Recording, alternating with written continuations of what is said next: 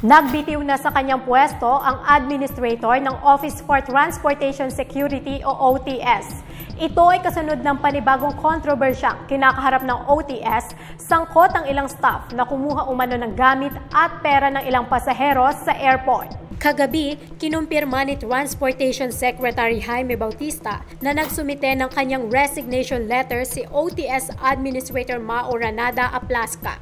Nangyari ang resignation isang araw matapos magbanta si House Speaker Martin Romualdez na haharangin niya ang approval sa pondo ng OTS at DOTR para sa 2024 kapag hindi nagbitiw sa pwesto si Aplasca. Sa kanyang resignation letter na naka-address kay Pangulong Ferdinand Bongbong Marcos Jr., sinabi ni Aplasca na, "I am not in any way ready to sacrifice my organization, but I consider this as a noble undertaking for a greater interest." Hindi na po kasi maganda na i-hostage yung budget ng buong departamento dahil lang po sa akin. Sino ba naman si Yusek Mau Aplasca? Maliit na tao lang po ako na nagtatrabaho sa gobyerno.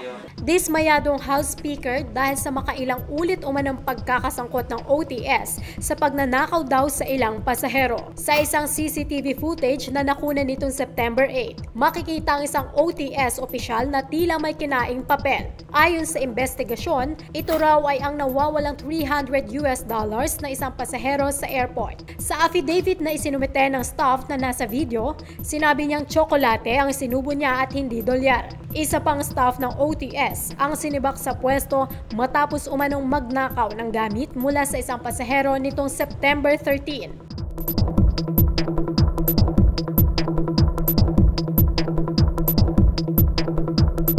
I am Lilian Tiburcio. I stand for truth.